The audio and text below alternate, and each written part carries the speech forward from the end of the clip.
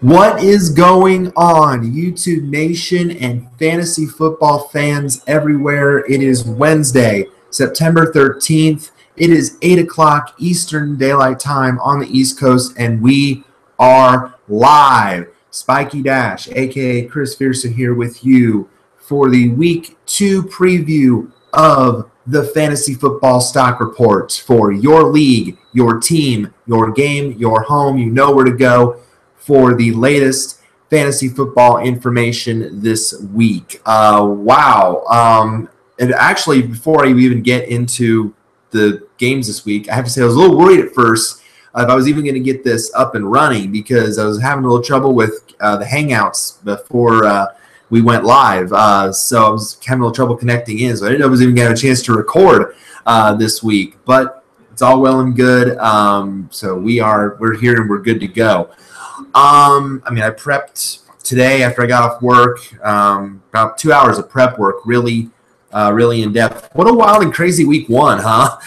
To say the least. I mean, we've had some big injuries this week to some really key players that we've had. For those who took David Johnson with the number 1 overall pick, you are now without him for 2 to 3 months with a dislocated wrist. For those who drafted Al Robinson from the Jaguars, he's now done with a torn ACL, so his season is over. For those of us, raise his hand included, who drafted Danny Woodhead, he's now done for 6 to 8 weeks with a hamstring issue. So a lot of players impacted in the injury department this week, and now we have to scramble and find replacements for these guys. Luckily, though, especially with the running backs this week, there were plenty of strong options out there on the waiver wire that you can use, and some of those players have really good matchups that are going to feast upon this week as well. So a lot of good there to come out. So there's still a silver lining if you didn't win your first week. Also, another injury question mark: what is Odell Beckham's status going to be? He did not play in week 1 against the Cowboys. What is his status going to be this week? So a lot of question marks there with a lot of different guys going forward with some teams, some surprising results. I think the most surprising result of week 1 was obviously the Jaguars. Where in the world did that come from, beating the Texans like that in Houston, playing their first game after Hurricane Harvey, with J.J. Watt coming out on the field last to a raucous roar, proudly waving the Texas flag after now, I don't even know what it's up to now. Last I checked, his fund was up to $31 million. And the fundraising is going to end for that on Friday, by the way, just to let you know. We posted a link in one of the videos to his fundraiser, and that's going to end on Friday. And now there's also, by the way, speaking of the hurricanes, there's also tons of fundraisers out there as well for Hurricane Irma relief as well. And again, my thoughts continue to be with the people of the Florida Keys, of the Caribbean, Puerto Rico, U.S. Virgin Islands, all of Florida and Georgia, and the states impacted by Irma as well. So continue to offer support there what you can as well.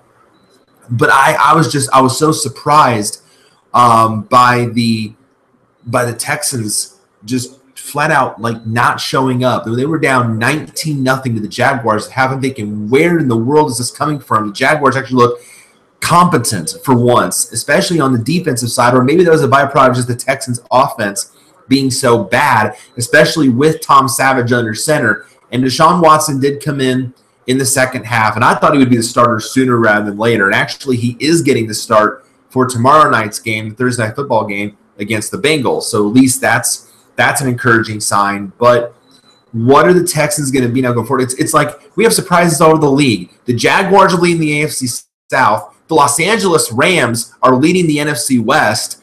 Total shocker there.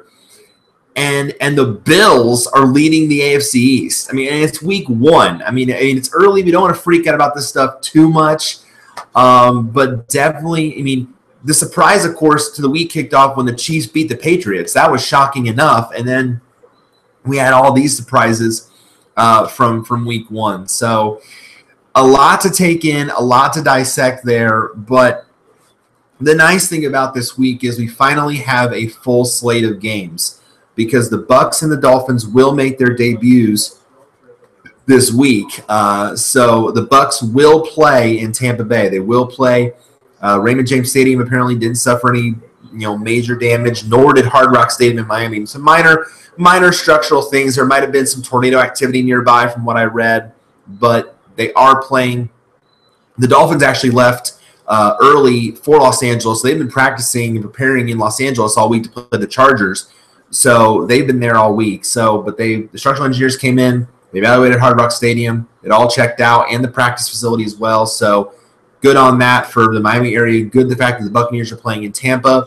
I think South Florida is playing their game this week against Illinois, so that's awesome. That means the Miami Hurricanes can play football games in the future. The only game the two games that I've seen that still got canceled this week was Florida International's game against Indiana. That got canceled, so IU had to schedule another home game to play as a result of that. And I know the Miami-Florida State game got canceled as well, or postponed at least, pushed back to a different day. So still a lot to gravitate from that. But, again, full slate of NFL games this week, so a lot to take in, a lot to digest. Let's go ahead and dive right into it.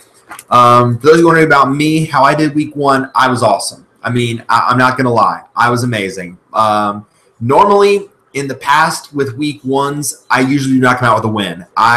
Rarely has that happened. I usually either struggle out of the gate with a horrible week or I barely lose. Well, this week, I was awesome. I was carried mainly by three guys. The Rams defense, who I told you guys last week to pick up and play as an elite streaming option, and they did it.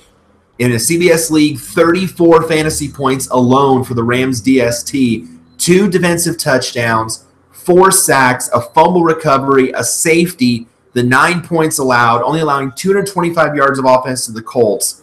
And yes, it's the Colts, and we know they're going to suck without Andrew Luck. And again, as I make a plug for this, I will have a full-scale rant on that on Monday on ATSD episode 9. At the end of that, I'm going to go full-on epic rant on the Colts. But that's for next Monday. But the Rams defense looked spectacular, and we knew it probably would under Wade Phillips anyway, but that was a performance of just total awesomeness. So great performance from them. I also got Derek Carr with a great week with 22 points and Golden Tate with 10. So if you think about it, 66 of my 98 points. So two-thirds of my points came from only 3 people, but sometimes that's what it can take to win fantasy matchups, especially if your opponent doesn't have the numbers. My opponent had Le'Veon Bell, and I was scared to death of that alone, but he did nothing, little to nothing against Cleveland, like with 4 fantasy points. He started Julian Edelman, who was already out for the year with the torn ACL, so that was a guaranteed 0. He had Kenny Britt, who did nothing for Cleveland. I mean, he only had like 2 players in double figures, and I believe that was his defense, was the Eagles' defense, who got like 26 points, and then one other player, and I can't remember who that was. Might have been his quarterback. I think it was Cam Newton. So when you have a week like that where you just dominate the other opponent and you don't really have to do much because 3 people are carrying you, that's a pretty good week. So, and then for this week, for me, I'm going up against the guy that also won in our division this week. So it's battle of 1-0 teams. So if I win this week, and I'm going into the week as it's like 16-point favorite. So if I win this week, then I will definitely have asserted my early dominance on the league. I rarely have started a season 2-0. It's usually either 1-1 or 0-2 out of the box, or then I'm usually 1-2 after 3 weeks. So very rarely, I've never opened a season 3-0 ever.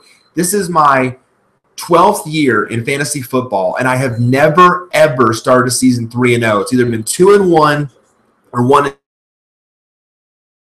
So I'm right in the middle. I've never been on one extreme. So I would love to start this season off 3-0, and we're going to try to get you guys as well to at least maybe, at the very least a 1-1 start, if not 2-0 in your leagues this week, especially if you're dealing with and my opponent this week just lost David Johnson and Allen Robinson in the same week. That's pretty brutal. To lose 2 top players in the same week. So, and he hadn't even changed out his lineup yet. So I'm hoping, fingers crossed, I don't know how he even won his week still, losing both those guys in the same game and still won his week. I don't know how that happened, but fingers crossed that he doesn't change his lineup. But considering the people in my league, he probably will, because he's also got Kareem Hunt and Tyreek Hill on the bench, which scares me to death considering the performance that those two had last week. So a little leery on that. But enough about me. Let's talk about you. Let's get you going here for week 2. Starting with tomorrow night's game, with the Thursday night game with the Texans and the Bengals. Guys, this is probably going to be another ugly Thursday night game. This one is probably going to be pretty sad because, as we know, the Texans looked absolutely awful against Jacksonville, losing 29-7 at home, but the Bengals looked no better. They lost 20-0 to the Ravens. Andy Dalton threw 4 interceptions. He's on pace for more interceptions than Tolzien, which is saying a lot. Because Tolzien at least threw 2 pick sixes, but Dalton had 4 picks. He's on pace for 64 picks. You hope he doesn't stay on that pace, by the way. But my goodness, it was just an awful showing for Cincinnati. And now it's like, what are we going to get from these teams on Thursday night? Well, you hope a little bit better performance from either one or both of these teams, but I don't think it's going to be very pretty. I really can't recommend a whole lot in this game. For the Texans, you're still going to start Lamar Miller at running back. Obviously, anything that was said about his workload being reduced was a complete fluke because Lamar Miller did get the bulk of the work against Jacksonville last week. And Alfred Blue was still, I think either he or Dante Foreman, one played, the other didn't. I mentioned they were both banged up last week and that you shouldn't play them anyway. One played, didn't do much, and then the other just sat. So because with that in mind, I think Lamar Miller is still a great play, so you keep rolling with him. I think you can still play DeAndre Hopkins. Now, look, even though Watson is starting at quarterback, DeAndre Hopkins is still going to get a lot of targets. And really, like I mentioned, there isn't really much right now in the Texans receiving core behind DeAndre Hopkins because of the fact that Will Fuller is out with the broken collarbone. And now they do get Jalen Strong back this week, so that'll be a nice step up. So he could probably step in and be the number 2 guy because I don't know where Bruce Ellington was. Apparently he ended up being invisible. I guess all that preseason hype was for naught. But DeAndre Hopkins is still going to be, I think, an okay play. And the Texans defense, I think you can play both defenses. If you have either defense in this matchup, you can start them because I really feel like this is going to be kind of an ugly, low-scoring game, not exactly pretty by any stretch. So I think you can continue to play the DSTs in this game. For the Bengals, the only 2 guys, in my opinion, you can trust are the 2 strong receiving weapons. That's A.J. Green and Tyler Eifert. Eifert is still a strong red zone target. He can make an impact at any point in the game. And when he's healthy, he is one of the better tight ends in the NFL. So I think you can still go with those guys and still potentially get a solid week as long as Andy Dalton is on his game. The only other start, again, I mentioned the defense, the Bengals defense. Rookie playing his first NFL game that really counts in Deshaun Watson. I think this is just going to be an ugly game. With that being said, though, I wouldn't recommend Andy Dalton as a play. Obviously, coming off that 4 interception week, and now he has to face J.J. Watt and this Texans defense, even though he's at home. That Texans defense, they're going to be angry. You know that coming in. They just got beat by Jacksonville at home, in their opener, coming off, of a hurricane. And they're going to come in angry. So they're going to try to really win this. The Texans are really going to try to win this game on the defensive side for their rookie quarterback to give him opportunities. I would not play Andy Dalton this week. I would not recommend him. I also can't really recommend any of the Bengals running backs. This is a mess. This is clearly right now a RBBC, which is that dreaded running back by committee. This is not looking very promising. You really don't know. All 3 backs are getting playing time. They're all getting work. That's Joe Mixon, Jeremy Hill, and Giovanni Bernard. They're all getting work at different times in the game. So really, we can't really rely on these guys as strong fantasy options. You really can't look at any one guy and say, oh, he's going to get the bulk of the work, or oh, he's going to get a lot of targets, or what have you. We really can't because there's just too much inconsistency and variables there to really say one guy is going to get more than the other. So Mixon really is the safest bet as an RB3 or flex play because of the fact that he's, I think, the most utilized of the group. But I really can't recommend any of these guys as strong players. I wouldn't touch it personally. And again, I mentioned Deshaun Watson. I think it's great he's getting the start this week. Honestly, I think it's great. I'm glad that Bill O'Brien made this move. You cannot start. You cannot start. There's one. You cannot start. Oh my gosh, I sound like a British Australian man. You cannot start Tom Savage after he literally went savage on himself last week. You cannot do it. It is just impossible. Chap O'Brien, you did the very smart thing by putting in Mr. Watson. You were brilliant in that regard. You cannot start Tom Savage. You just cannot do it this week. Good on you to play Mr. Watson. I understand he's a rookie. I understand that. But in all honesty, what do you have to lose? What do you have to gain, really? You're trying to be a better team. You just got your bloody doors blown off by freaking Jacksonville. The Jaguars, for gosh sakes. I thought we all agreed that it was death, taxes, and Jaguars sucking, but apparently we can't say that anymore now, can we? Because they just made the Texans look like fools. Utter fools, I tell you. So you cannot start Tom Savage. Good on you for playing Watson, but we must say that Watson is not a recommended fantasy play, at least not yet, until we see what he does in this offense. Until we see him at the controls of this offense, I do not recommend playing Deshaun Watson. There you go. I don't know. That was just like a whole weird kind of tangent. Stops, and then it goes into that. Slap my paper. Just so much so that I'm like, no, British, no, do not talk to a British man. No. Okay. Thursday night game, not a whole lot to like. Bottom line. There's a few you can play, but not a whole lot. Sunday games, Browns at Ravens. I mean, what more can I say except you're going to like a lot of the Ravens in this matchup, obviously. Now, I will say about the Browns, I will say this. I was somewhat impressed by the performance against Pittsburgh last week. They gave Pittsburgh a heck of a game. They were in it till the end. I think in the end, Cleveland did make the right decision to shart. What am I saying? What am I saying? I go from stot and now to shart. What the blank am I saying? Oh my gosh, live YouTube television.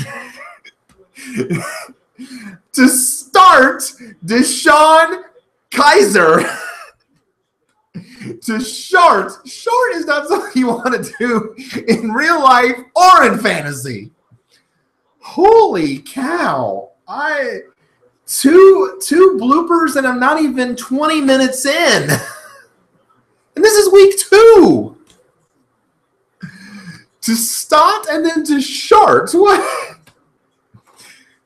The Browns did the right thing by starting to start Deshaun Kaiser. They made the right move in doing that. Even though, again, rookie out of Notre Dame, but they did the right thing. To shart. Wow. I feel like I need to write this down. Stot and shart. It sounds like almost stop and start. Stop and start, but it's stot and shart. Okay. Refocus.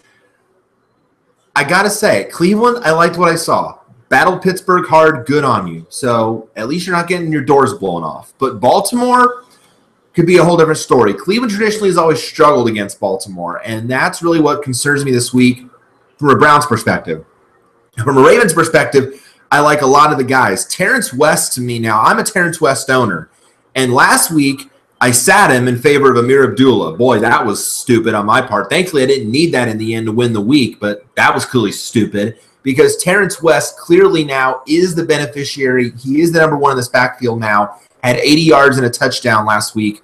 And now with Danny Woodhead being out for a long period of time, that's not only going to benefit Terrence West, but it's also going to benefit Javorius Buck Allen, who now steps in as the third down PPR back to play. So he now is a great waiver pickup as well this week, and I think a great play in this matchup because he also did a very nice job filling in last week after Woodhead went out early. So I really like a lot of the Ravens in this matchup. I really do. The only Brown, again, I can recommend for the time being is Isaiah Crowell. He is strong out of the backfield. A lot of people think, oh, what about Duke Johnson and PPR? Well, he's just, to me, he doesn't get enough targets. I'm very concerned with his usage and his role. I'm really concerned with that. And again, like what I said about Kenny Britt, didn't do much last week.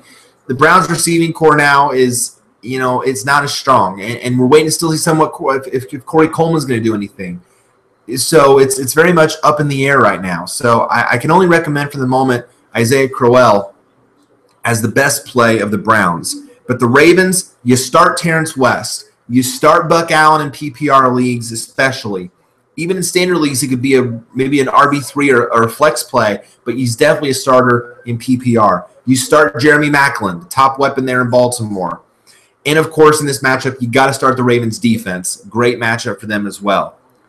I'm going to say, though, you can start Joe Flacco because, he played last week, and he looks fully recovered from whatever back issue that played him in the preseason. He looks like Joe Flacco again, at least. So, plus, this is a plus matchup for him. If you're in a pinch at quarterback or even if you're in two-quarterback league, I think Flacco's a great play this week. I think you can roll him out there, high-end QB2, but certainly the QB1 upside is there. Even if there are no bye weeks this week, I think the matchup is good enough that you can get some pretty beneficial points out of Joe Flacco this week.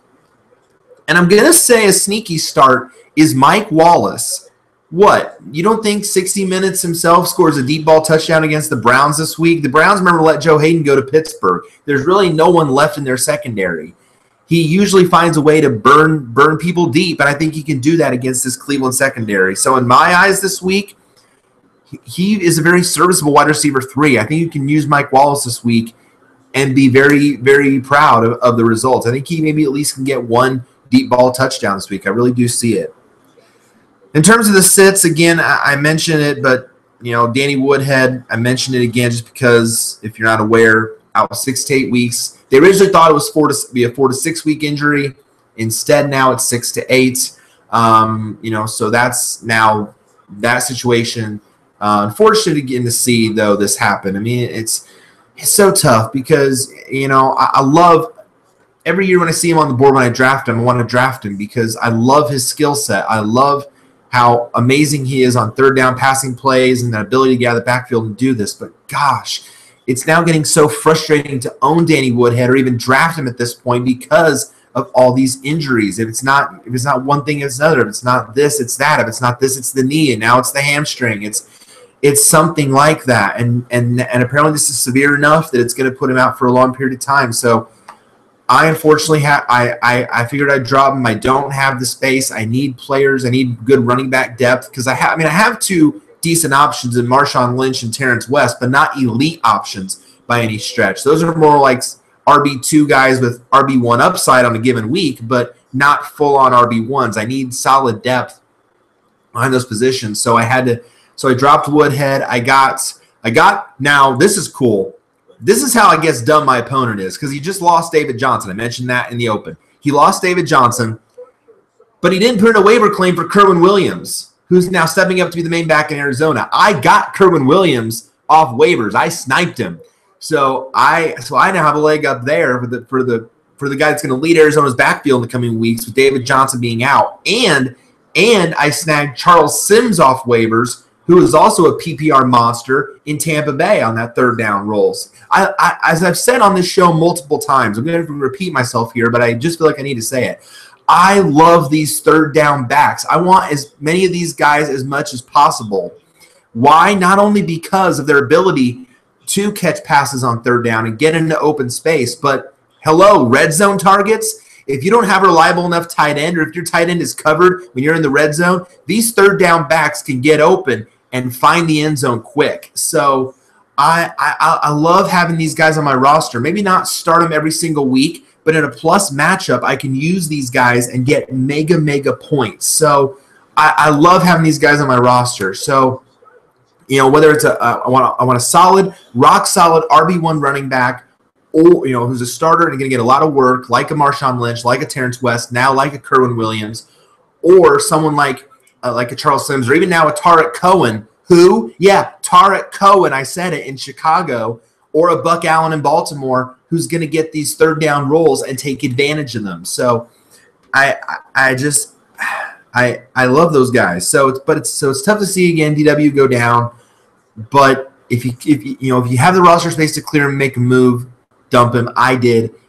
It's tough to see though. And again, I mentioned DeShone Kizer. Not yet. I don't think he has enough yet. Maybe in a plus matchup, if you're in a pinch, like when the bye weeks start, if DeShone Kizer is a good matchup, then maybe you can play him, but not early in the season. When the right time comes, maybe, but not and not in this matchup on the road in Baltimore against a very solid defense. I would not recommend that. Bears and Buccaneers. Surprisingly, this is one of my cha-ching fantasy jackpot matchups this week. I know you might be surprised at that. Like, the Bears, really? Well, hear me out on this. First off, from a Buccaneers perspective, it's their first game of the season. They're going to be fresh. They've had 2 weeks now, really, in a way, to prepare for Chicago because they didn't play last week because of Hurricane Irma. So they're going to be fresh, ready to go out of the box. But they're playing a Chicago team that nearly last week knocked off the defending NFC champion Atlanta Falcons, even with Mike Glennon under center, and losing their second top receiving option of the season in Kevin White. And dang it again, we talk about Danny Woodhead and how frustrating it's been owning him, going through all these injuries in his career. How about Kevin White and what potential we thought he had when he was drafted by the Chicago Bears, the receiver out of West Virginia? What potential we saw in him to be the next guy after Alshon Jeffrey left for Philadelphia. We thought he'd be the next man up and stepping in and being the guy. But all he has been a major, unfortunate disappointment because he has literally been a walking injury. It's been the shins. It's been the knee. It's now a fractured collarbone, done for the season again. You realize Kevin White has only played in 5 NFL games throughout his career. It has been so disheartening that we don't get to see his potential because of all these injuries that have happened. So it's going to be, again, really tough now for Chicago because they don't have much now at wide receiver. They've lost their top 2 options. Remember, Cameron Meredith was hurt in the preseason, done for the year with the ACL injury. Now Kevin White goes down again. Now it's going to be Kendall Wright and really a bunch of scrubs behind him. Who somebody, maybe somebody will step up. We don't know. Obviously, Kendall Wright seems to be the obvious choice because he's the veteran presence. He's been in the league long enough. He had a couple okay moments in Tennessee. But, he's got to be now the guy. He's got to be the guy that steps up and kind of steps now into that number 1 role by default because he's the veteran. So it's going to be tough now for Chicago, but they gave Atlanta a game, and that's saying a lot going up against the Falcons. So this could be a very intriguing game. There's a lot of intriguing. There's a lot to like here in this matchup. The only obvious choice that you can play with Chicago, obviously, is Jordan Howard at running back. I mean, obviously, he's the workhorse. He's the everything back. He's going to be the guy that you're going to throw out there regardless. And for the Bucs, the running backs, I really like. I mean, here's the thing. Doug Martin is still suspended. Doug Martin was supposed to miss the first 3 games of the year because of the suspension. Well, they didn't play week 1. So now he's going to be out weeks 2 through 4. So now Doug Martin won't be able to come back until week 5. So until then, you utilize Jacquizz Rodgers, you use him as your main running back, but again, in PPR leagues especially, Charles Sims is going to get work as that third down back and is a great pickup if he's available in your league off the waiver wire like I did. So great play here, but more so in PPR leagues because of that third down back ability. And obviously, you get Mike Evans. You finally get Mike Evans. I was really worrying last week that I didn't have Mike Evans because of the fact the game got postponed. I was really worried, but thankfully my receivers did okay enough for me that I didn't need Mike Evans. But this week, I really need Mike Evans. I really need Mike Evans to step up because, Garcon has a tough matchup for me this week going against Seattle. Golden Tate, what's his status going to be? With he was leaving the game. He had a great week last week with 10 fantasy points, but his finger was in a sling, so I'm hoping he plays this week. Even in a tough matchup, I still need him because hell no, I'm not starting T.Y. Hilton. Hail no. That's your hail no because if the quarterback of the Colts is not last name Luck, I'm not starting any Colts, okay? Again, full-on rant coming on Monday the 18th, ATSD. Tune in. But I cannot trust any Colts players right now. I really can't because of that uncertainty and the fact that they just suck. I mean, really, let's be honest. Let's not sugarcoat this like I do. They suck. So, and in my opinion, they're tanking. That's what I'm gonna mention that. And I've been mentioning it on here when I talk about the matchup with the Cardinals. I mentioned it, believe me. But to me, they're in full-on tank mode. But different game, different story. Let's talk Bears and Bucks. Other starts beside the obvious. Jameis Winston should be fresh and ready to go. He should be fresh and ready to go after having a week off. The Bears secondary, it did frustrate the Falcons a bit. We got to be honest with that. But to me, Jameis Winston is still a serviceable, really high-end QB1 and low-end QB2 play this week. I really think he's a decent option for you. So I would roll with Jameis Winston if you're in a pinch at quarterback, especially, again, in 2 quarterback leagues. Great play this week for Jameis Winston. But I'm going to say Mike Glennon, if you're in a pinch, is not a bad play. I mean, look, yes, we know he might struggle a little bit because of the fact his receiving core is so decimated. But it's the Bucs' first game of the season, and they might not look fresh out of the box. They might look a little rusty if they're not well prepared. And again, I mentioned the Bears did not look horrible last week against Atlanta. So, he may be down his top 2 wide receivers, but has to throw to somebody, right? I mean, Kendall Wright, again, has to step up and be the guy. If you're in a pinch, if you're hurting, he's very risky, maybe QB2 or 3 play, but only if you're hurting. If you're really, if you don't have, 2 strong quarterbacks potentially, or if you play a third in a crazy league, then maybe, but very, very risky play. But at least serviceable because who knows how the Bucs are going to come out. And again, I mentioned Tarek Cohen. I mean, I think he's one of the big – he was probably the most popular waiver pickup this week. I mean, for gosh sakes, came out of nowhere to be a huge fantasy breakout star. And, and he's going to be more involved now that White is done for the year with that fractured collarbone. He's going to be more involved in the passing game. We know this. So, in standard leagues for me, more of an RB3 play, but definitely an excellent flex option or an RB2 play in PPR leagues for sure. Because, he can't just disappear from the offense after the performance. I don't really see that happening. He might cut a little bit into Howard's workload, maybe not all that much, but still going to get, I think, enough work that he's going to get solid production. So, solid play for me. The upside is definitely there with Tarek Cohen moving forward. And I'm going to say the Buccaneers defense is actually a great streaming option this week. Facing Mike Glennon, the receiving core not that great. Maybe they can shut Cohen down. We'll see what happens. But the Bucs defense is, if you're in a pinch this week, good streaming option for you. If you have a defense that normally has a really bad matchup this week, you pick up the Bucs. If you have room to drop someone else, pick up the Bucs. Good option for you.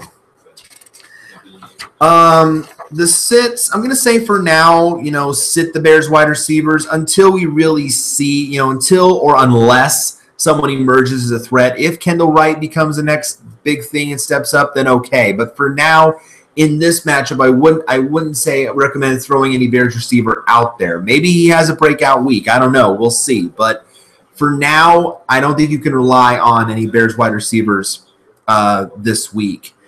Deshaun Jackson, until we really see how much he's going to be targeted in this offense yet, I wouldn't really trust him as a strong option yet. So I'm hopeful that he'll eventually break out into maybe a decent wide receiver 3 because, Mike Evans can't make every catch. He's sometimes going to be double covered, triple covered, what have you. People are going to lock down on him. But maybe Deshaun Jackson will open up targets for him because maybe, people tend to focus on him a little more. So until we really see what his role is, I wouldn't trust Deshaun Jackson yet, but I'm hoping down the line he'll be a much better play. And the Bucs tight ends, I wouldn't really recommend these guys either yet until we really see, again, the usage of Cameron Brate and O.J. Howard. Until we really see what these guys' dynamic in this offense is going to be, I really can't recommend either one yet as a strong fantasy option. Vikings at Steelers. This could be a fun one. How about the Vikings on Monday night? I thought they looked very, very impressive against the Saints. Granted, it was at home, and as we all know, the Saints do not do very well outdoors, but the Saints looked like a mess. I mean, especially at running back. But the Vikings looked very strong. Stephon Diggs had we know what Stephon Diggs can do, obviously, but he had a breakout night. He was a star, and I'm pretty sure there's a gif out there, and I'm pretty sure of it, of him on a second celebration touchdown when he acted like a punter, punting the football into the stands and not getting flagged. Surprisingly, yes, the NFL is opening up the celebration. Apparently you can punt a football now into the stands. So here's the difference now. Punt the football in the stands in the NFL, no flag. Punt a basketball in the stands, though, in college or NBA, technical foul. But that was I found it funny. What can I say? I found it funny. Funnier than my bloopers, even. I don't know. Shots, yeah, Stott and Sharp. But no, I really like what I saw from the Vikings. Very impressive. But now, how are they going to follow up that this week going into Pittsburgh against the Steelers? It's still the Steelers. I mean, it's still the Steelers in Pittsburgh at home. Still, that intense trio of weapons. A little bit worried, though, from a Steelers perspective, though, based on what the Vikings defense did. I mean, obviously, yes, it's the Saints and it's on the road. But what the Vikings defense is able to do to keep them in check for the majority of that game, I have to say, was quite impressive. So it means you're a little bit leery on at least one of the Steelers' options, but not the major players, but at least one of them. And I'll mention that as well. So the obvious plays here for the Vikings, Stephon Diggs, obviously. You keep rolling with him after this big week last week.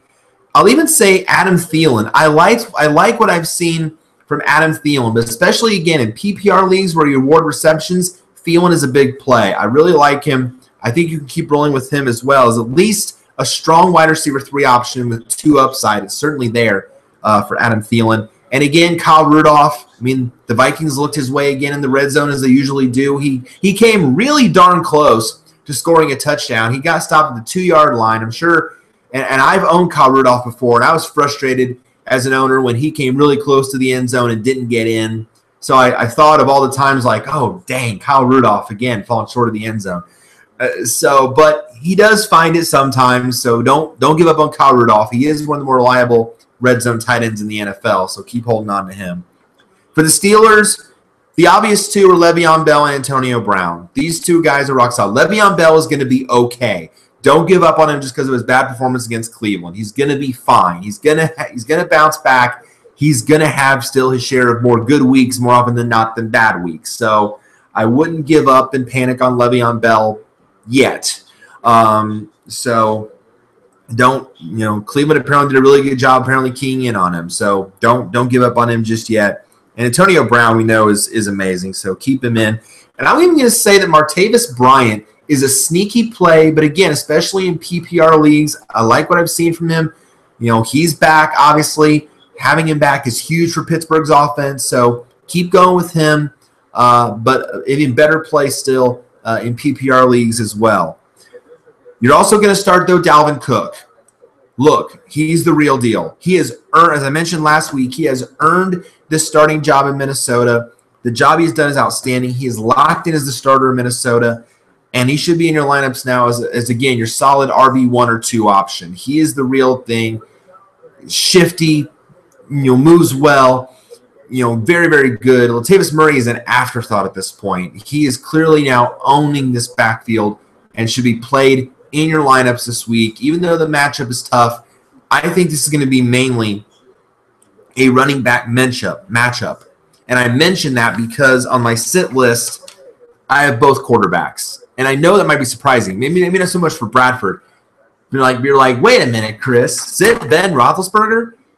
Did you just see what the Vikings defense did against the Saints and Drew Brees? I mean, really? I mean, now granted, Ben usually is an automatic start, but in this matchup, I don't like it. I mean, the Vikings corners we know are very, very good, and they're probably going to key in on at least Antonio Brown for most, if not all, of the night, and then maybe that'll open up opportunities for Martavis Bryant.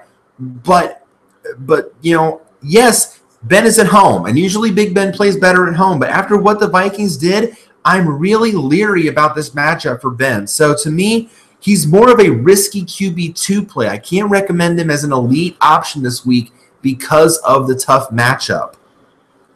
And again, so same thing goes for Sam Bradford.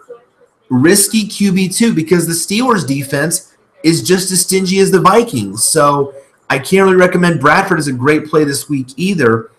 To me, it could be very much a low-scoring affair, just like what we're going to see in the Thursday night game, like what we're going to see potentially in Monday night's game between the Lions and the Giants. There really could be some ugly scores this week. I'm just going to say there really aren't a whole lot potentially of shootout games this week. I don't really see that. Now except maybe the Sunday night game with the Packers and the Falcons, or the Bears-Bucks game. But there's going to be a few games I think are going to be really, really ugly, and this, again, could be one of them. So not a fan of Bradford either. And it's the Steelers tight end Jesse James. I can't recommend him either because really he's not Heath Miller. It didn't remind me of him at all. Just too inconsistent for my liking. Now, Patriots Saints, this one could be fun. This one could be fun for a lot of reasons. First, it's a battle of 0-1 teams. Yes, the Patriots are 0-1, believe it or not. As if you forgot what happened last Thursday night. The Patriots are 0-1, lost to Kansas City, surprisingly, at home in the opener. Because Kansas City just went to town on them. Alex Smith and Kareem Hunt. And Tyreek Hill. So, yes, this is a battle of 0-1 teams, but we know these teams can put up a lot of points, and they can score. And this has the makings of a shootout. This is in New Orleans, and also apparently both defenses are not very good. We know this. So this has the makings of a shootout. But there are a few guys that I like in this matchup, but there are others that I don't. But most of the skill players, I will say, I do like in this matchup because of the fact of the potential that there could be a lot of points scored in this game. For the Patriots, the obvious guys, Tom Brady, duh. I mean, I don't have to tell you that twice. Brandon Cooks, duh. I mean, he's the number one option at this point with Edelman out and with Danny Amendola's status in question because of a concussion. Brandon Cooks is just going to get more targets, so he's an obvious. And, of course, Gronk. I mean, those three, automatic, set and forget. For the Saints, kind of the same thing. Your top options here at these positions are usually set it, forget it, automatic guys. Drew Brees at home. The Saints at home, you can play. I mean, the Saints at home is usually a lot better than on the road. I mentioned, as we've seen all season long, it's kind of become a common theme, really. The Saints at home, yes, fantasy galore. The Saints outdoors, not so much. So, Drew Brees, yes. Michael Thomas, absolutely. You keep rolling with him. The number one option in New Orleans, great play. And I'm going to even say Coby Fleener, normally not a very reliable tight end, but I would not be surprised this week if Coby Fleener finds the end zone. I would not be surprised this week. I think he is high-end 2, low-end 1 potential this week. I think you can play Coby Fleener. I think he's going to get targeted very, very often, especially, remember, Willie Snead is still suspended. So someone's got to catch targets besides Michael Thomas, and if the Saints get down the red zone, I think they're going to look Coby Fleener's way. So I like him this week. I'm going to say, though, again, to start Mike Gillislee. Boy, Mike Gillislee made me look like a freaking genius last week. Thank you, Mike Gillislee, because I listed him as an obvious start against the Chiefs, and I was kind of debating on that. Like, do I really want to list a Patriots running back as an obvious start because, as we know, Bill Belichick hates fantasy football because he juggles all his running backs that he has back there. But I was really confident that he was going to get a lot of work. Well, as it turned out, that was the case. He had 3 touchdowns against the Chiefs, 3 of them. Absolutely. I think he had all the Patriots' touchdowns. The other 2, I think, were field goals by Gostkowski. So he had all their touchdowns last week. All the touchdowns go to Gillislee. So you know what? I'm going to stay on the train. I'm going to stay on the Gillislee train.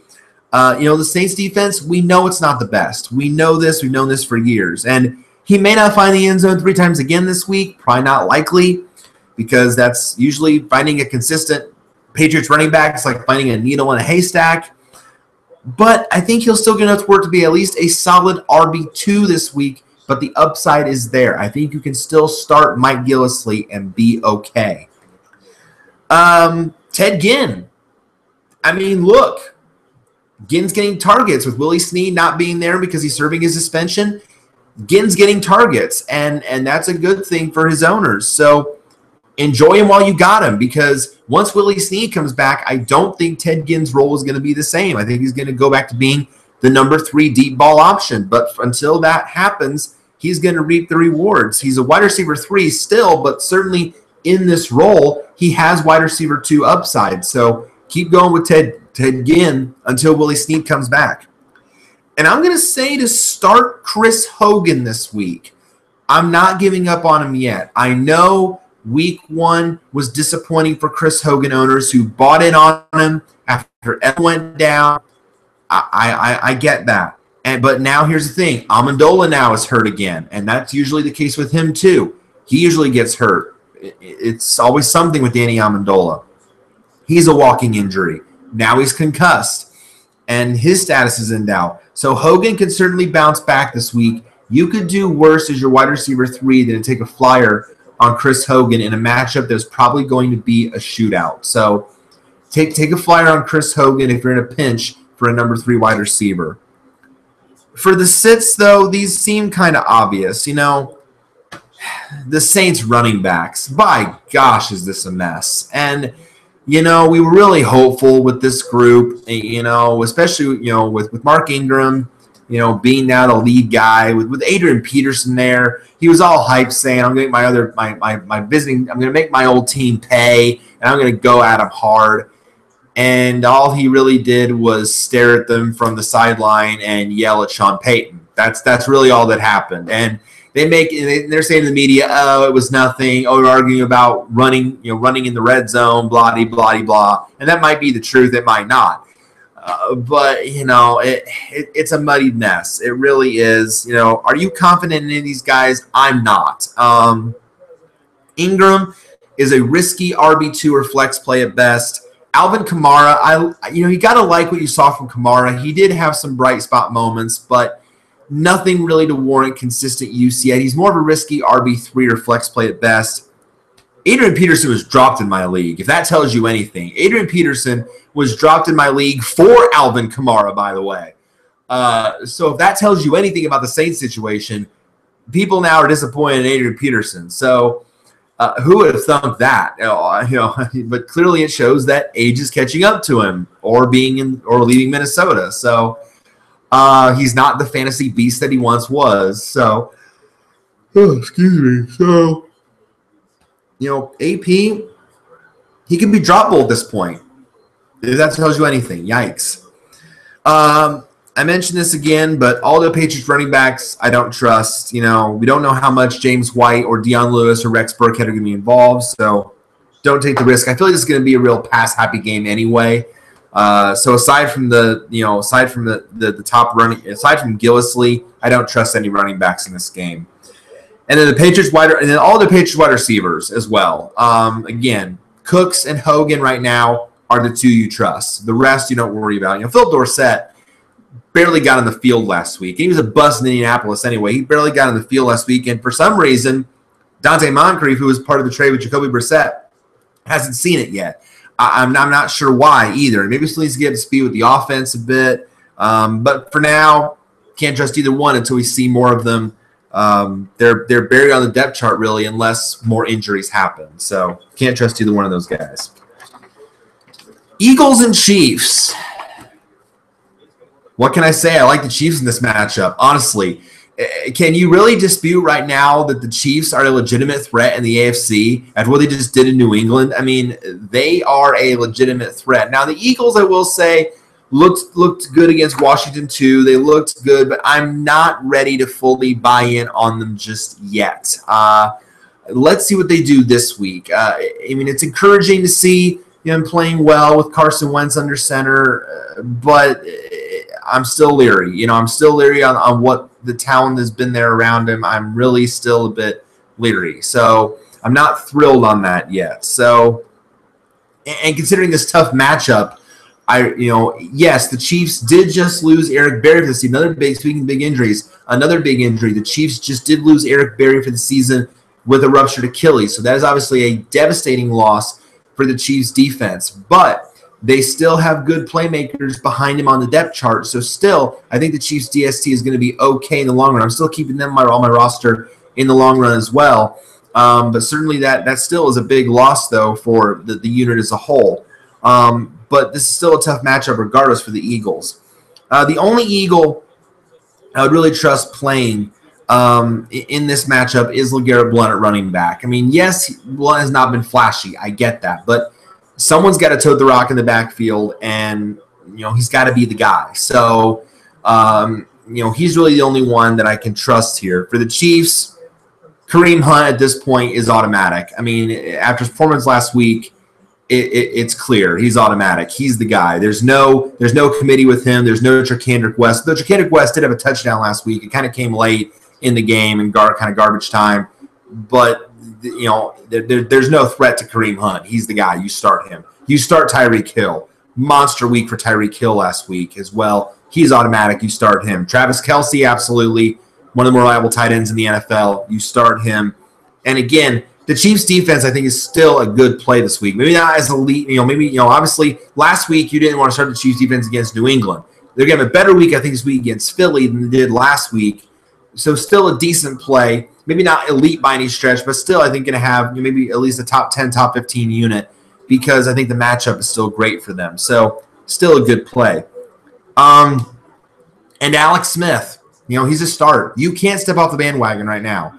And if you're on the Alex Smith bandwagon, there's still room for you to step on. There's still plenty of room. Plenty of room here. Welcome to the Alex Smith bandwagon. Please, by all means, step upon it. Step onto the bandwagon. There's still plenty of room because Patrick Mahomes is nice. He looked good in the preseason, but that's preseason.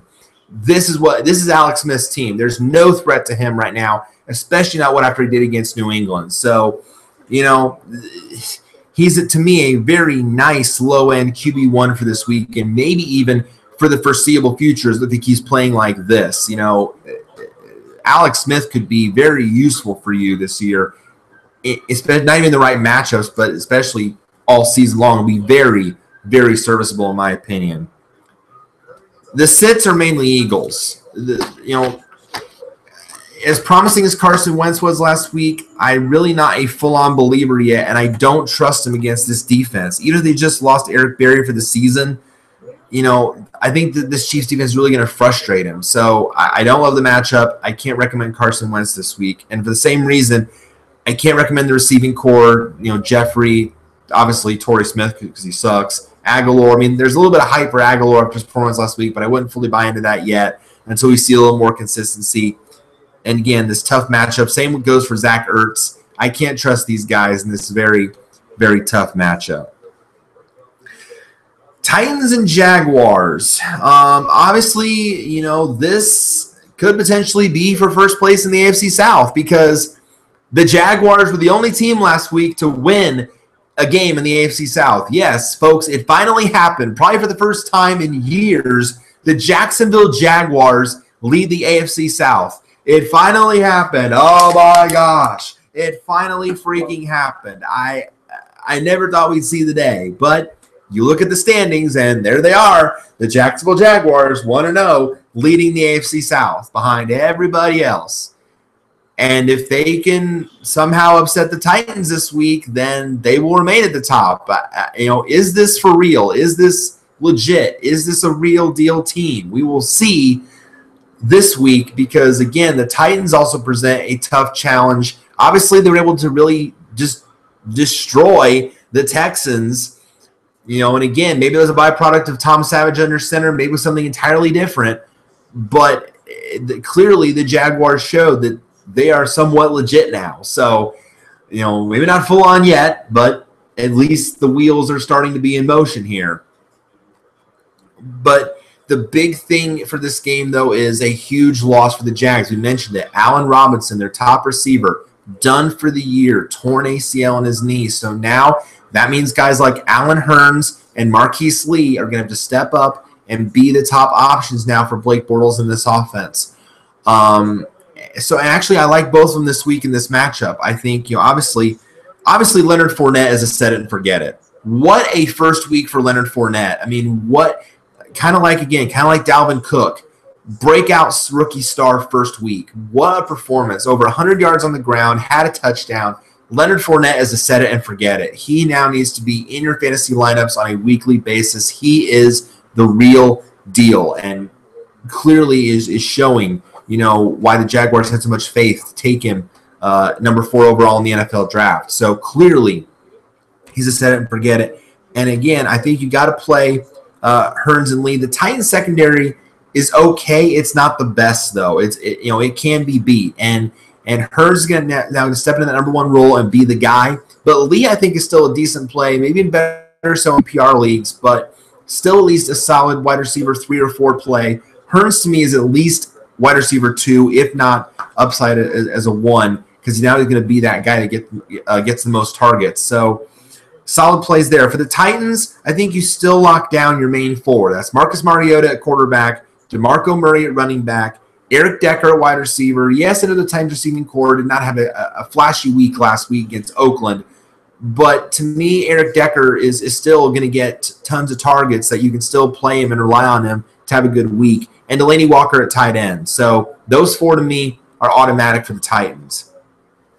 Other than that, there's really no big other names to start. For the sits, though, Bortles is still, though, a risky play. Again, it's kind of, what do we make of the team after the Texans win? Is this for real? Is this real Jaguars improvement? Or is that a byproduct of the Texans just being really bad last week? We really need to see them play, a team like Tennessee to see if this is really legit. So, for me, Bortles is still risky QB 2 or 3 at best. If he does well this week, then we might really start maybe recommending him a little bit more. I was just so surprised considering how bad he and Chad Henne both looked in the preseason, and I was just so concerned, about the Jaguars. But clearly, last week put some of those fears to rest. So definitely huge there. And then for the Titans, wide receivers, I can't really trust the other one besides Eric Decker at this point. I wouldn't trust Rashard Matthews or Corey Davis just yet. Davis may eventually break out. He's a rookie. He might break out eventually, but right now, more of a risky wide receiver 4 or a desperate flex play at the moment. And Matthews right now, to me, too inconsistent to really warrant any strong fantasy value. All right, next 1 o'clock game. Cardinals at, the tanking Indianapolis Colts. It's obvious. I mean, my gosh.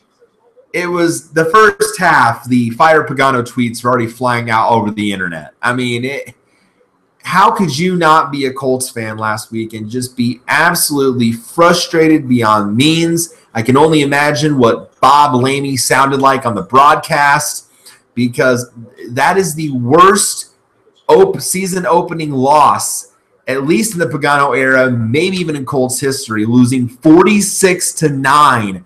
46-9 to the Rams, for gosh sake. Absolutely pathetic, dismal, frustrating, anger, wanting to hurl a rock at Scott Tolzien. I don't know. I mean, It couldn't be any better than the 2 pick sixes he threw. I mean, batteries. I don't know. I mean, take your pick.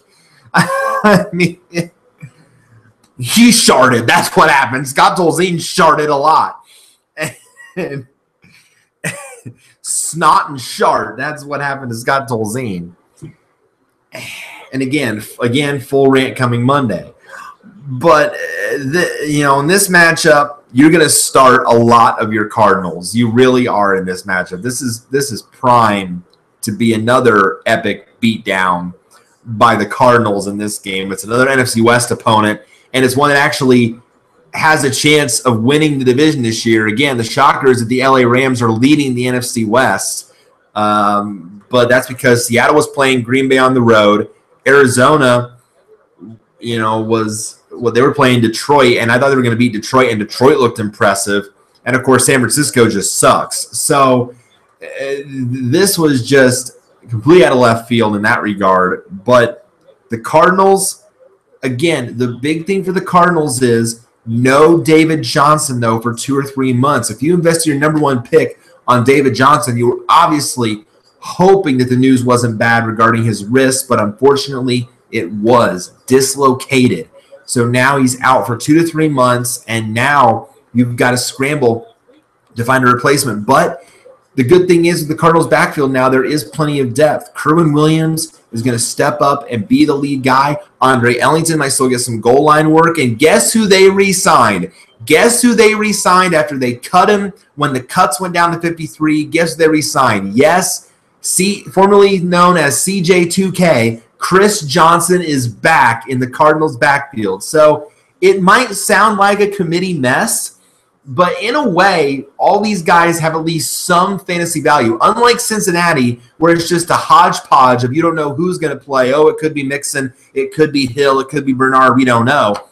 This, to me, I think is actually a more clear-cut scenario. Williams, I think, is going to get the bulk of the carries. Ellington is going to get a lot of maybe third down work, and I think either him or Johnson are going to get work at the goal line. This, to me, seems a lot more clear-cut, more transparent than the mess in Cincinnati or, say, the mess in New Orleans. This, to me, seems more clear-cut in terms of who's going to have what role. So because of that, your obvious starts here for the Cardinals, Larry Fitzgerald, is automatic. He's the top option, and with the Colts secondary being as disastrous as it is, he's going to have a big day.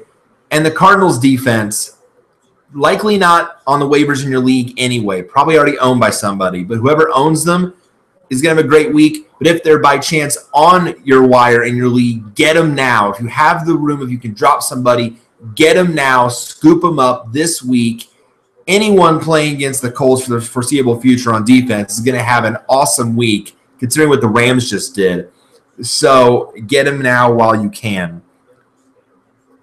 The only Colt I can recommend is Frank Gore. And even though Marlon Mack had a decent game last week with a touchdown off the bench, it's still hard to tell what his role is going to be. Is it going to be that consistent basis? He's still a rookie. And yes, he's eventually going to be the lead back because Gore is eventually going to either move on or retire.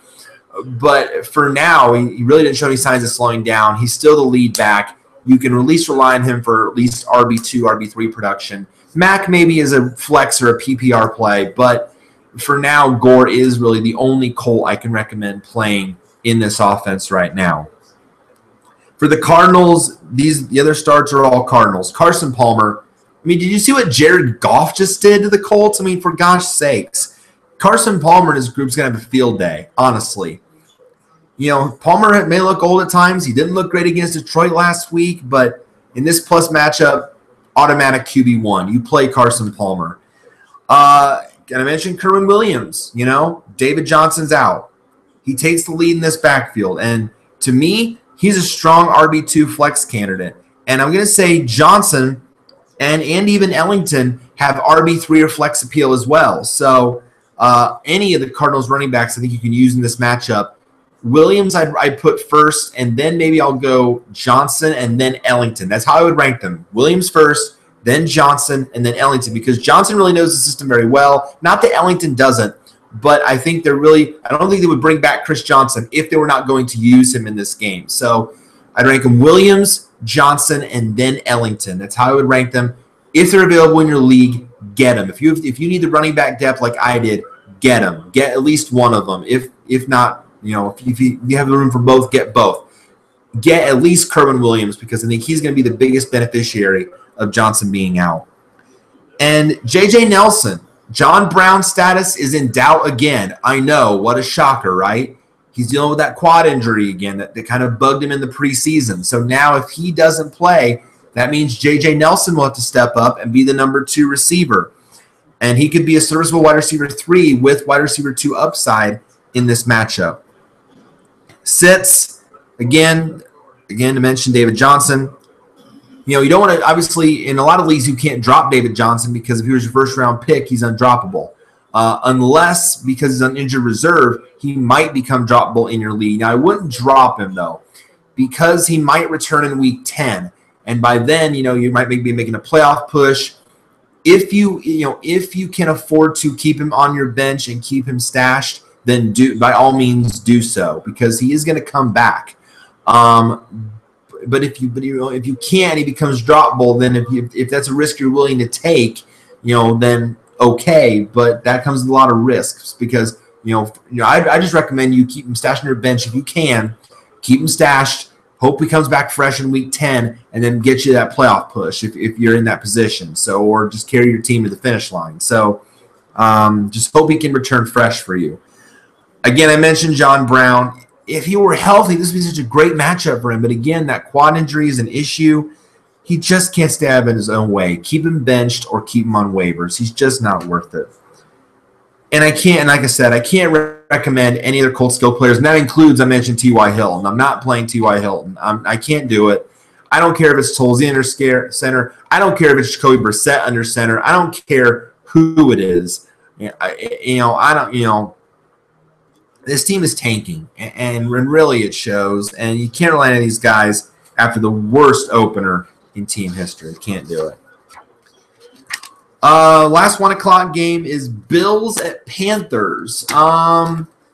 This one has some intrigue considering we kind of got a battle here of rushing quarterbacks. Cam Newton and Tyrod Taylor both like to utilize their legs in the run game. And it was kind of a, from a Carolina perspective, it's kind of an odd week because they didn't have to do much against San Francisco, and that's why some of the receivers kind of had, especially Greg Olsen at tight end. I'm a Greg Olsen owner. Only 1 fantasy point last week, and that kind of concerns me a bit. But here's the thing. Carolina didn't have to do much against it to beat San Francisco. They really didn't. I expect a bounce-back week this week for a lot of Carolina's weapons. Because the Bills' defense is stout. That front four is very stout, and they're going to present a challenge with McCoy on the ground, with Taylor's running ability. But if Carolina can eliminate those 2 weapons, they'll be fine because really Buffalo really doesn't have anybody in the receiving core. They really don't. They got rid of Sammy Watkins, so they really don't have anybody else. Zay Jones is not – apparently he's not going to be the breakout stud we expected him to be. He had a horrible week last week. So just not very good. So, right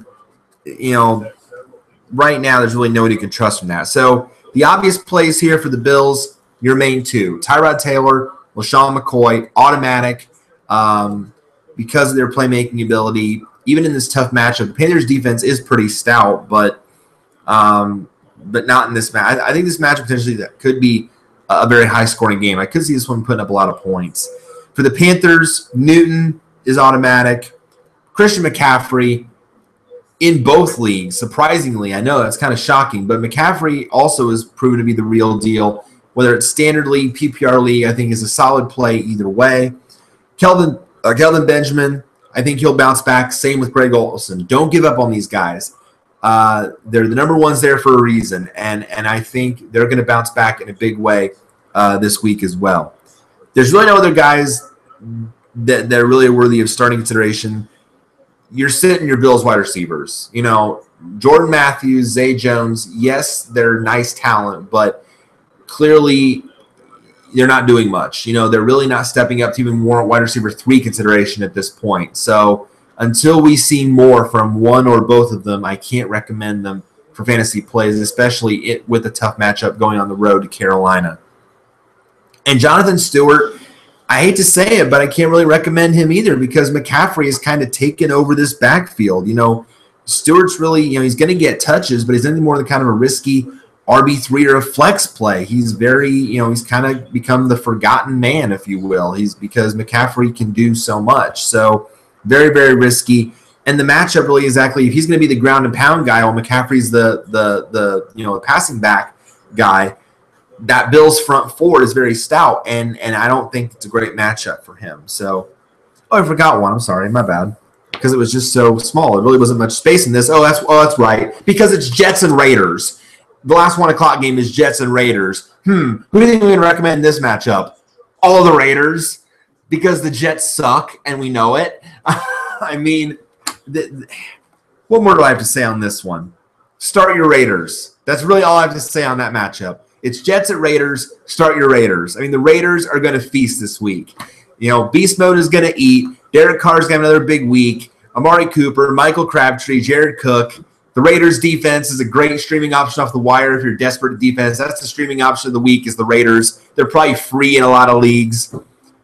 Get them off if you need them. I mean,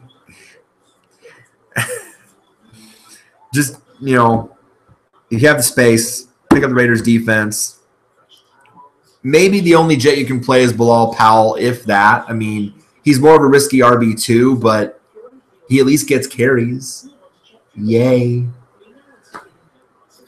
But, yeah, sit. Let's see. What does it say? Oh, yeah, sit all other Jets skill players. Do you see that? Yeah, no, you don't play other Jets. No. All right, afternoon games, Dolphins and Chargers, 4:05 start. Dolphins' first game of the season after the hurricane postponed last week due to the hurricane. How are they going to come out? How are they going to be fresh? Are they going to be ready to go playing a Chargers team that nearly completed a comeback on Monday Night Football and was down to the Broncos bad? But Phillip Rivers nearly orchestrated the comeback and then a blocked field goal late that could have tied the game, sent it to overtime.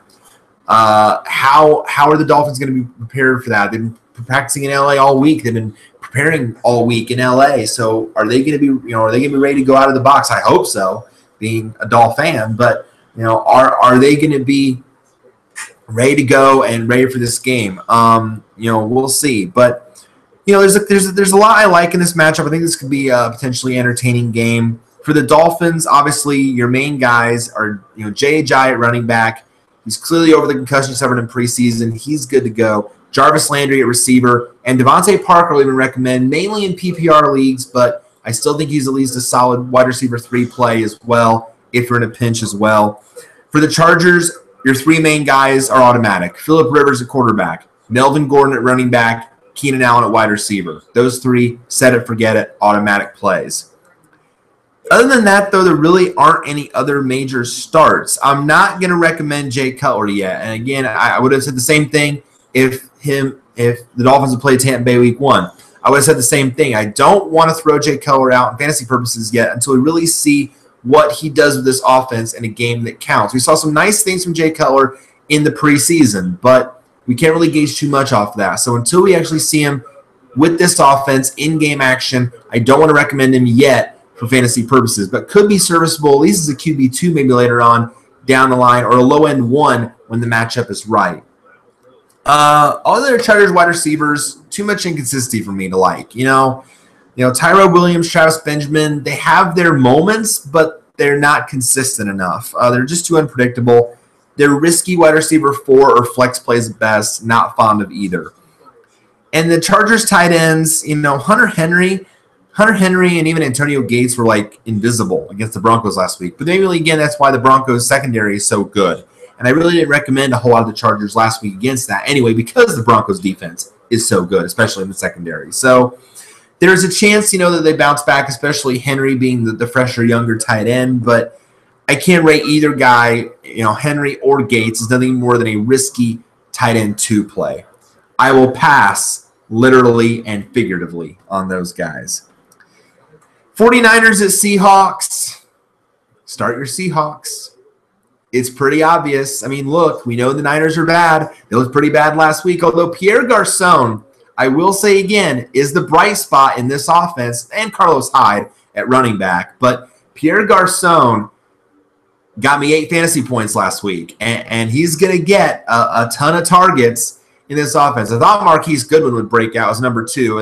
That might not be the case. He didn't really do much last week. But Pierre Garçon is definitely thriving in this offense. And I know the matchup's tough with the Legion of Boom on the road in front of the 12s. I get that. But I still think he's going to be very beneficial and get his share of targets in this matchup. So I still think Pierre Garçon is an okay play. Carlos Hyde is really the only obvious 49er I can recommend. For the Seahawks, it's Russell Wilson, automatic. Doug Baldwin, automatic.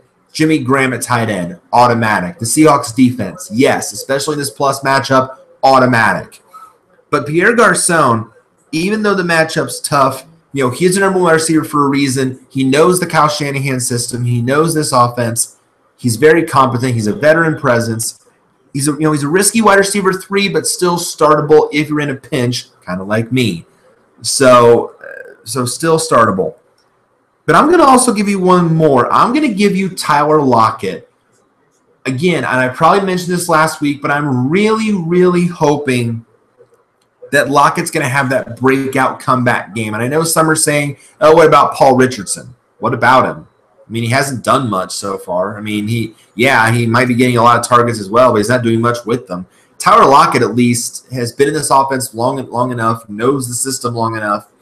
I'm really hoping he can have that comeback game. And, the 49ers secondary is a lot more forgiving, and this could be the one. He's the wide receiver 4, but in a pinch, could be a serviceable wide receiver 3 this week as well.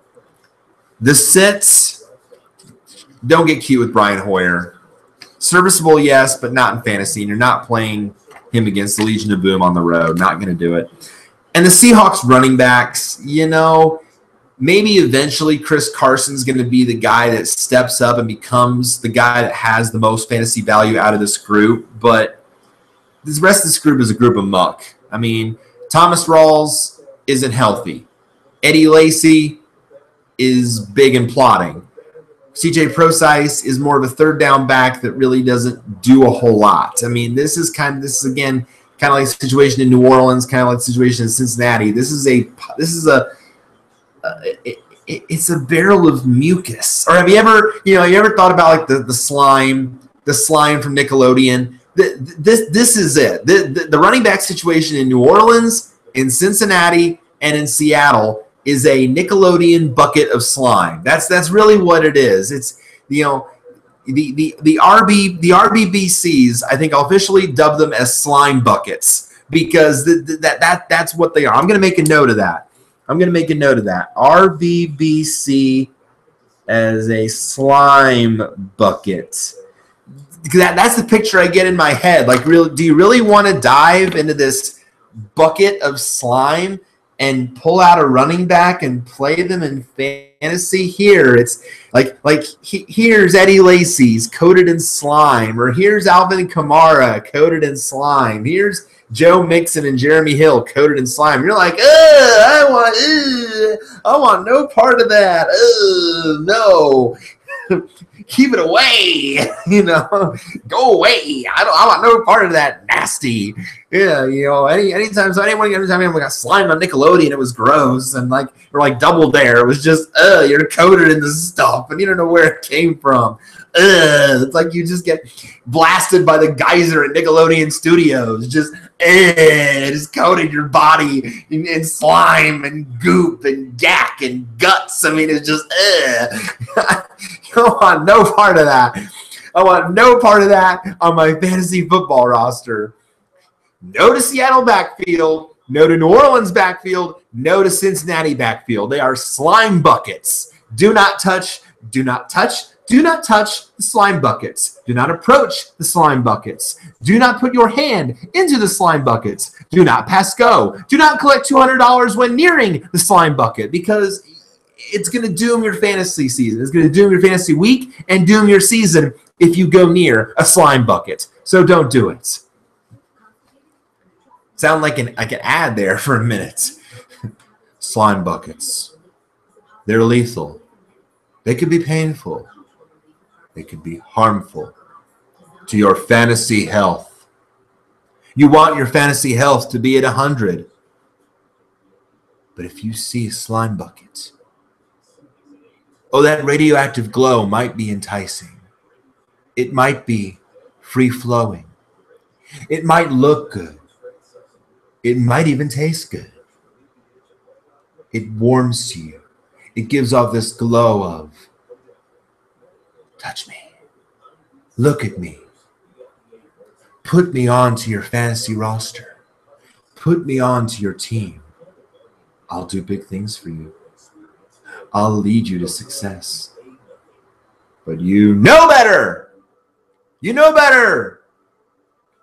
You say, no, no, no, slime bucket. I will not go near you. You are poison. You are poison for a fantasy season, and I will not touch you. And run. Flee. Flee the other way. Flee from the slime buckets. Because you do not want that to be dumped on you. Okay, enough about slime buckets. Let's keep talking about matchups. Washington is at the Rams for a 425 game. The obvious plays here for Washington, I'm going to say I like a couple of the receivers in this game. I like Terrell Pryor. Again, the main guy there right now. Again, with Josh Doxson's health up in the air and whether he's going to come back or not, he's going to be the main beneficiary. So I like him here in this matchup. Jamison Crowder I like in PPR leagues as well. And Jordan Reed, when healthy, again, is one of the better tight ends in the NFL. So I like him in this matchup. For the Rams, Todd Gurley, was automatic. But I'm also going to give you, again, they have reliable wide receivers now. I know, shocker, right? Cooper Kupp. I mentioned Cooper Kupp as a potential breakout, probably a little back further, even in week one. But I liked what I saw from him in the preseason. Well, he had a big week one, and Cooper Kupp is also a very interesting waiver name. If you can grab him off waivers if you're hurting at receiver, get Cooper Kupp. He's clearly a preferred target of Jared Goff. So clearly a great play there. I think he is now an obvious start, along with Sammy Watkins. Again, I think he's, he might not have had a great game last week, but he's a good deep ball threat. He's going to get targets in this offense. So I still think he's a great play. And I still think the Rams defense is a good play. Look, Washington's offense, it's not great. I mean, yes, Kirk Cousins is a much better quarterback than Scott Tolzien or anybody the Colts have on their roster, besides Andrew Luck. But he's not elite by any stretch. I don't think the Rams defense is going to really struggle this week. They might not have 34 fantasy points again this week. In fact, I know probably that they won't. But I don't think they're going to have a bad week regardless. I still think they can have a double-digit scoring week, and that would be okay. In fact, I'll probably go as far as to say I'd be shocked if the Rams score less than 15 fantasy points this week. I still think they're going to be a strong unit this week. So I think you can still play them and have a decent week.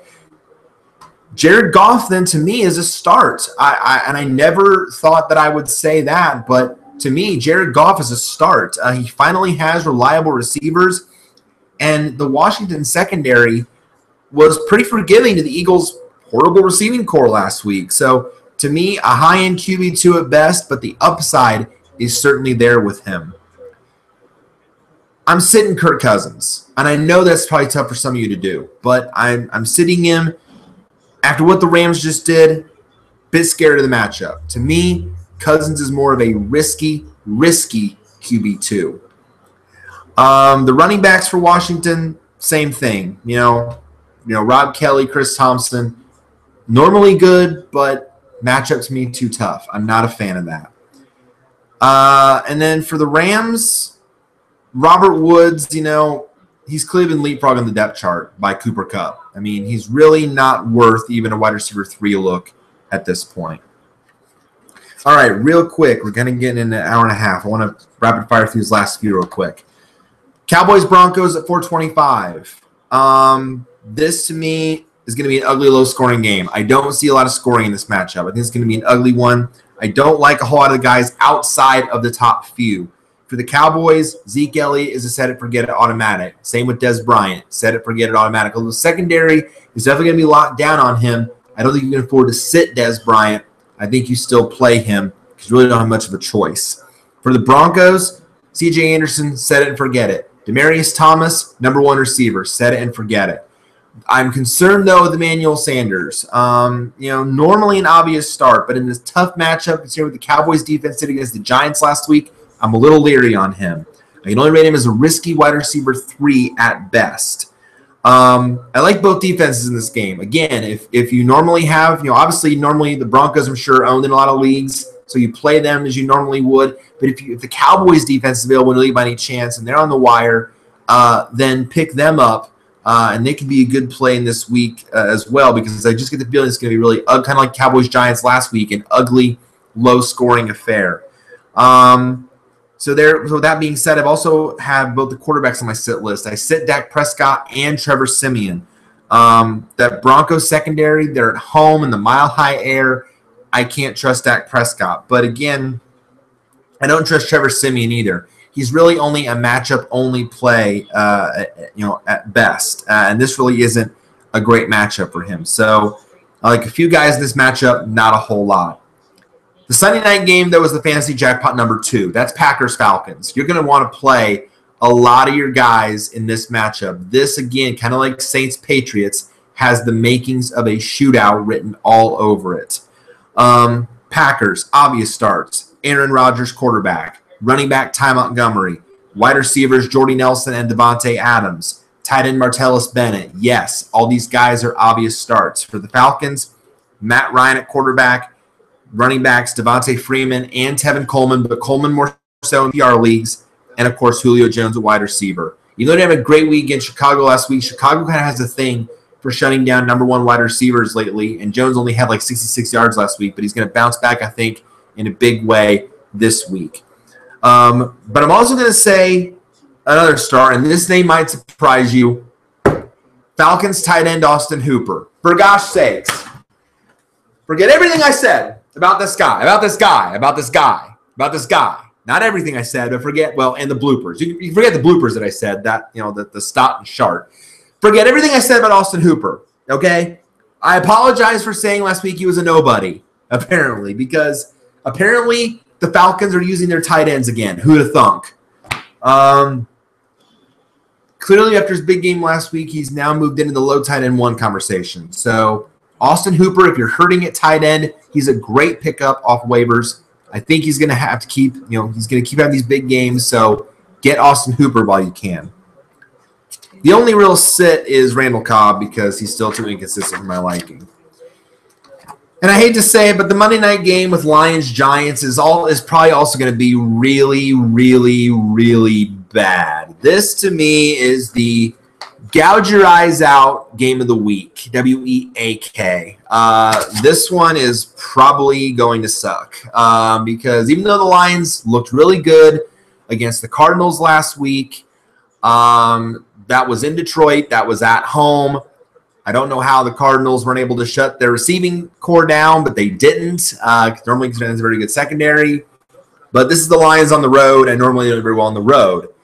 The Giants just didn't do very well, period, last week. The Giants really just sucked against Dallas, and without Odell Beckham, they're clearly a different team. They still have no run game, and their secondary is very tough. So, probably even tougher than Arizona. So, this, to me, is not going to be a very entertaining game. The only starts I can recommend here are for the Lions, Golden Tate, as long as he plays. If the finger is not an issue, as long as Golden Tate plays, I can recommend him.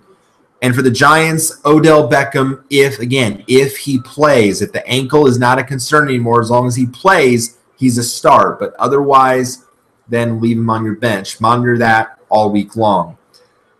You can start both defenses in this game for obvious reasons. This, to me, is going to be a long, low-scoring, painful game. This really is because of how solid these defenses are. So this could be a long night. I'm sitting all Giants not named Odell Beckham. We know the run game isn't there. For Eli Manning, this is a tough matchup, and even tougher without Beckham there. Unless this offense shows a pulse, I'm not comfortable playing any of them, especially in this matchup. I'm sitting Matthew Stafford, not against the Giants secondary. The Lions running backs, after the performance of those guys, I can't trust Amir Abdul anymore. I'm sorry. I'm done with them. I can't trust them anymore. It's clearly – this Lions team clearly showed last week they're a passing team. Kenny Golladay, the rookie, for gosh sakes, had 2 touchdowns. This clearly is a passing offense, and I no longer can trust Amir Abdul. To me, he's very much bordering on bust status. Not only because of the injuries, because just not very productive. And for one year it was the fumbling issues. Now it's just not getting the yardage that you would need from a number 1 running back. So Andy's losing work to Theo Riddick, who's scoring touchdowns as well, even though his health is up in the air sometimes. Then you got Zach Zenner involved, and it's like too many mouths to feed. Again, slime buckets. Clearly, this is another slime bucket. Detroit, no, poison, stay away. This is a slime bucket right here. This is clearly a slime bucket that you want to stay away from. So, not worth the risk. I mentioned though Kenny Golladay. Kenny Golladay and Marvin Jones. You might want to put Golladay in real quick after this great performance he had last week with the 2 touchdowns. But I wouldn't in this matchup. More of a risky wide receiver 4, but could be a 3 for in a pinch. Jones is more risky 4 or 5 because he's very inconsistent. And Eric Ebron at tight end. Even if he is healthy, I would not trust him in this matchup. All right, guys. That is it. That is it for week 2. Thank you guys so much for tuning in, viewing, subscribing, spreading the word. Again, I didn't know if I was going to get this up tonight because of the fact we had the technical issues beforehand, but I'm glad I did and glad it worked. Again, if you have any lineup dilemmas this week, if you have any, issues, anything you're struggling with, if you lost a top player and need a replacement, feel free to hit up the comment box below. I always, again, try to check this leading up to the days. Even though my work schedule is pretty crazy busy this week, I will keep checking periodically throughout the week to see if you guys have any questions or anything or comments or anything like that. So thank you guys so much again for tuning in. Good luck this week. Go out there and get a win in week 2. Start your season off strong. That's really all you can hope for, to play the best lineup every single week. For me to have the best show every single week, even through all the bloopers like Stott and Shart and coming up with a new term for running back by committees with the slime bucket. So this has been the Fantasy Football Stock Report Week 2 preview for your team, your league, your game, your home. Don't forget again to tune in next week. It'll probably be again on Wednesday, week 3, the week 3 preview. Hopefully it will be at 7 o'clock on Wednesday the 20th, but on Monday the 18th, episode 9 of According to Spiky Dash, next Monday, we'll talk about MLP episodes. The last 3 episodes will be discussed. We'll talk about a couple of the things I did recently with Indiana State and Logan Sport Football. We'll talk about their season so far, college breakdown. We'll talk about also what happened to me a couple days ago on Saturday and with the Windows thing. And, of course, at the end, you'll want to stay for the end, my epic rant on the Colts. You want to stay tuned for that. So see you guys next week, and good luck this week, and God bless you. Thank you. See you next time.